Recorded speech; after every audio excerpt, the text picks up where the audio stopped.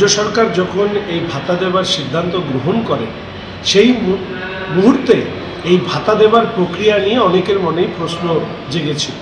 স্বাভাবিকভাবেই যারা এই ভাতা থেকে বঞ্চিত হয়েছেন বা এই চাকরি পরীক্ষায় অংশগ্রহণ করেও চাকরি পাননি, তাদের মনোভাবও কিন্তু সেই সময় প্রতিফলিত হয় এবং তারা স্বাভাবিকভাবে বিচার ব্যবস্থার কাছে যান।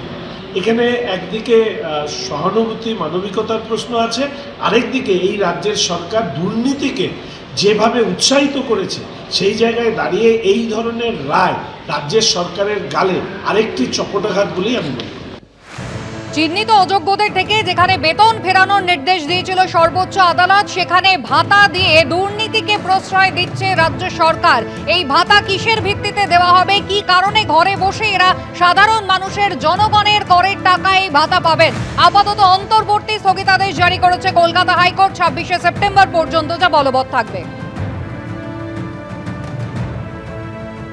4 এপ্রিল একেবারে সর্বোচ্চ আদালতের নির্দেশে এসএসসি 2016 গোটা প্যানেল বাতিল হয়েছিল এবং তারপর সেই মাসেই মমতা বন্দ্যোপাধ্যায় তিনি এই গ্রুপ সি গ্রুপ ডি অর্থাৎ শিক্ষাকর্মী চাকরি হারার শিক্ষাকর্মীদের জন্য, গ্রুপ সি কর্মীদের জন্য মাসে 25,000 টাকা, গ্রুপ ডি কর্মচারীদের জন্য মাসে 20,000 টাকা ভাতার ঘোষণা করেছিলেন।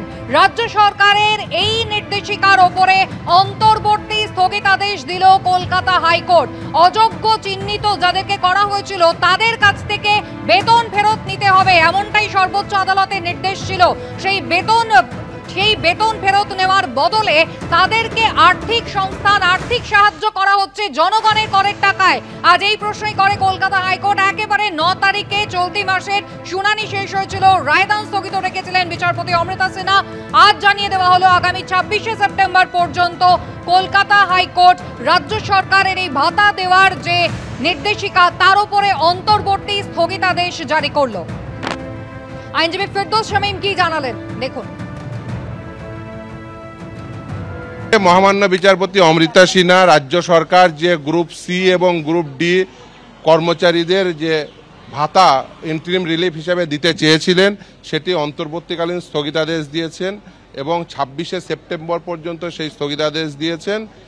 ইন দ্য মিন হোয়াইল রাজ্য সরকারকে 4 সপ্তাহের মধ্যে এফিডেভিট দেবেন, তারা এফিডেভিটের অপোজিশনের আকারে। আমরা তার উত্তরে এফিডেভিটের রিপ্লাই দেব 2 সপ্তাহের পরে, 2 সপ্তাহের মধ্যে, এবং তারপরে ম্যাটারটি লিবার্টি টু মেনশন করেছেন, অর্থাৎ তারপরে ম্যাটারটি আসবে। অর্থাৎ যে রাজ্য সরকার যে ঘোষণা করেছিল গ্রুপ সি এবং গ্রুপ ডি এমপ্লয়ীদের ইন্টারিম রিলিফ হিসাবে যে ভাতা দেবেন মাসে 20,000 এবং 25,000 আকারে, সেটির অন্তর্বর্তীকালীন স্থগিতাদেশ দিয়েছেন মহামান্য বিচারপতি অমৃতা সিনহা।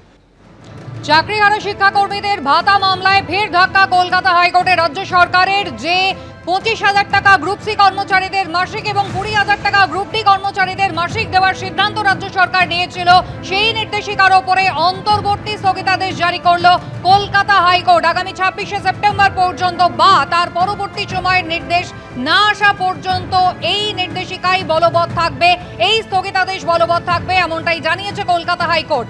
দুর্নীতির অভিযোগ ছিল ব্যাপক হারে এই গ্রুপ সি গ্রুপ ডির ক্ষেত্রে এবং সেই কারণে তারা একেবারে যেমন তাদের চাকরি চলে গিয়েছিল, তার পাশাপাশি তারা নিয়োগ প্রক্রিয়ায় অংশগ্রহণ করতে পারবে না।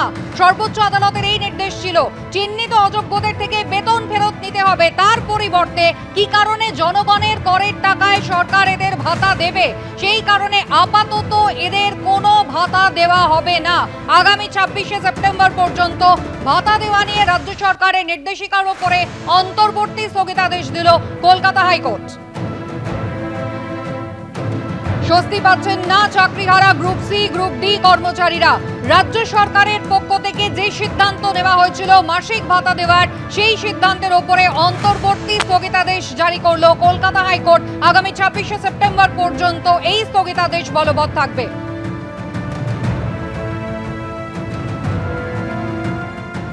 আমরা বলেছিলাম যে আমরা যোগ্যতার সঙ্গে যারা চাকরি পেয়েছি আমাদেরকে চাকরিতে পুনর্বহাল করা হোক আইনি পদ্ধতি মেনে, কিন্তু সরকার যখন সেটা করেনি, তারা সেটা বলেছিল যে যতক্ষণ পর্যন্ত কেস চলছে ততক্ষণ পর্যন্ত ইন্টারিম সাপোর্ট হিসেবে ভাতাটা দেওয়া হবে।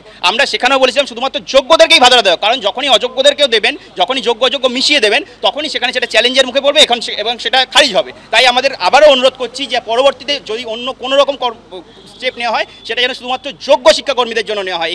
1255 জন যোগ্য গ্রুপ সি, 2139 জন যোগ্য গ্রুপ ডি, টোটাল 3394 জন যোগ্য গ্রুপ সি গ্রুপ ডি শিক্ষাকর্মীর জন্যই যেন স্টেপটা নেওয়া হয়। চাকরিহারা শিক্ষাকর্মীরা তারাও কিন্তু বলেছিলেন যোগ্য অযোগ্যের তালিকা কেন দিচ্ছে না সরকার, একেবারে বিনা কাজে স্কুলে না গিয়ে কাজ না করে বাড়িতে বসেই টাকা দেওয়াতে তাদের একাংশ কিন্তু আপত্তি তুলেছিলেন।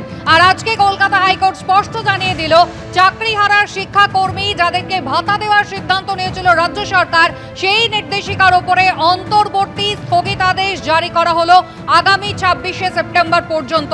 9 জুন যে শুনানি হয়েছিল তাতেই মাননীয় বিচারপতি অমৃতা সিনহা একাধিক প্রশ্ন করেছিলেন রাজ্যকে, কিসের ভিত্তিতে এই টাকার অঙ্ক নির্ধারণ করা হলো, কতজন তারা পাবেন এই ভাতার টাকা তা তিনি জানতে চান, কিসের ভিত্তিতে এদেরকে দেওয়ার সিদ্ধান্ত নেওয়া হলো, এরা বাড়িতে থাকবেন আর টাকা পাবেন, প্রতিদানে রাজ্য সরকার কি পাবে, একাধিক প্রশ্নের মুখে তাদের পড়তে হয়।